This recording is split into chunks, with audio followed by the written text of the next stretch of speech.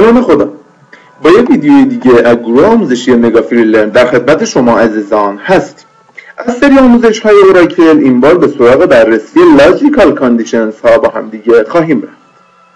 بعد نیز در ابتدا تعریف کلی از شرط های منطقی و عملگرهای منطقی با هم دیگه داشته باشیم. عملگری از قبیل اند، عملگر اور و عملگر نات. عملگر اند تعریفی بخوایم ازش بدیم زمانی برای ما مقدار ترو برمیگردونه که بود کامپوننت کاندیشن ها در واقع عبارت صحیحی که توی مراجع هست برای ما ترو باشن، تک تکشون برای ما ترو باشن. در مورد عملگر اور هر کدوم از اون کامپوننت کاندیشن ها ترو باشن ما مقدار خروجی ترو خواهیم داشت و در مورد عملگر نات زمانی ما خروجی ترو خواهیم داشت که کاندیشن هامون فالس باشن که در واقع ناتش ترو بماند. دو تا نکته رو با هم دیگه بررسی بکنیم. یکی اینکه شرط منطقی نتیجه دو تا کامپوننت کاندیشن رو در قالب یک نتیجه و در قالب یک خروجی برای ما تولید میکنه که اون خروجی میتونه ترو باشه. نکته بعدی این که خروجی در شرایطی تولید میشه که شروط تولید ما ترو باشه. یعنی چی؟ یعنی اون کوئری که ما زدیم زمانی برای ما خروجی میده که کامپوننت کاندیشن ما یا اون لاجیکال کاندیشنی که روش اعمال کردید مقدار ترو اصلا بهمون بده. بیایم تک تک عملگرها رو با هم دیگه بررسی کنیم. در ابتدا عملگر اند. کوئری که مشاهده میکنیم سلکت خود روی ایمپلوی آیدی، لاست نیم، جاب آیدی و سالری. از کدوم جدول؟ ایمپلویز.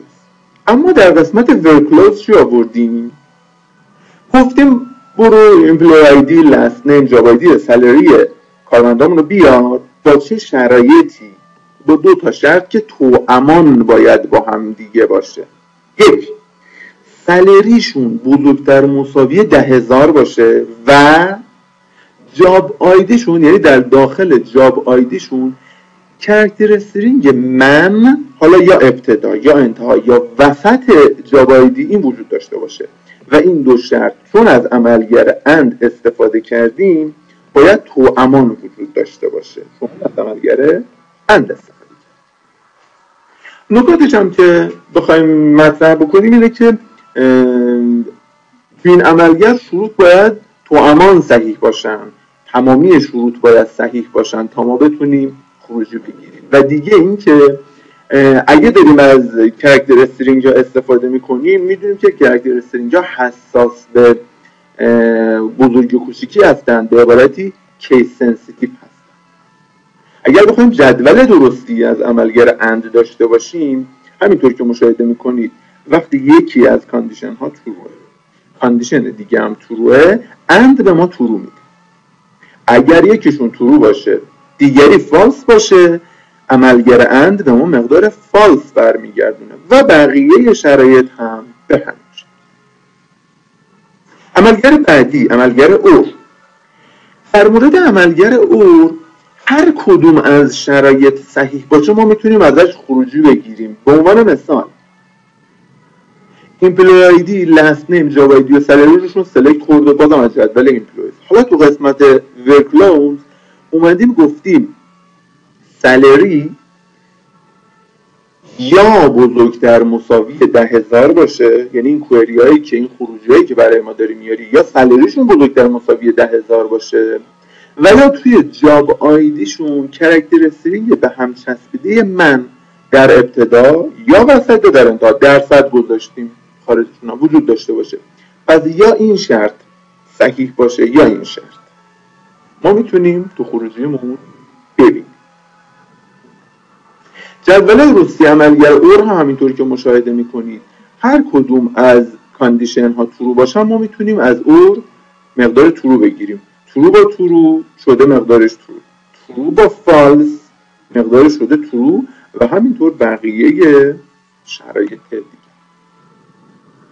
در انتها عملگر نات رو میخوایم با هم دیگه بررسی بکنیم. از اسمش هم مشخصه سال خورده رو لاست نیم، جاب آیدی از جدول ایمپلویز. اما در قسمت ورکلوز اومدیم گفتیم جاب آیدی هایی که شامل این مقادیر نباشند، یعنی تو این مجموعه جاوایدیشون قرار نگیره. هر جاوایدی که برابر با این استرینگ باشه در خروجی نیاد و یا برابر با این استرینگ باشه همینطور در خروجی نیاد و باز هم اگر مساوی با این استرینگ باشه در خروجی ما قرار نگیره. not in مجموعمون که داخل پرانتز. از دیگر مثال هایی که میتونیم در مورد not in استفاده بکنیم این هستش که و خورده جاوایدی not in باز هم یه مقدار استرینگی که یه مجموعه استرینگ هایی که در مقابلش قرار گیره. و یا were salary not between، یعنی اومدیم یه بازه‌ای رو در نظر گرفتیم از 10,000 تا 15,000 گفتیم توی این مجموعه، بین این مجموعه و بین این مقادیر قرار were clause بعدی last name not like A، به عبارتی حرف A که هیچ عنوان داخل خروجی که تو اون کوئری اومده last name شامل کاراکتر A نباشه، چه در ابتدا چه در میانه و چه در end. مثال آخری هم که در مورد were clause آوردیم این هست از نوع is not null هست، یعنی مقدار کامیژنتیسیتی نال نباشه. is not جدول درستیش هم نال، اگه true باشه ناتش میکنه فالس میده، اگه مقدارش فالس باشه ناتش میکنه true میده، اگه نال باشه که نال ناتش خودشه. تشکر میکنیم از شما عزیزانی که با ما همراه بودین. اگر باز هم سوال فنی در مورد این بحث داشتین میتونین از طریق ایمیل با ما در میون بذارین تا در ویدیوهای بعدی به اونها پاسخ بدیم. با تشکر از گروه آموزشی مگافری لرن شما عزیزان رو به خدای بزرگ میسپاریم. خدا نگهدار.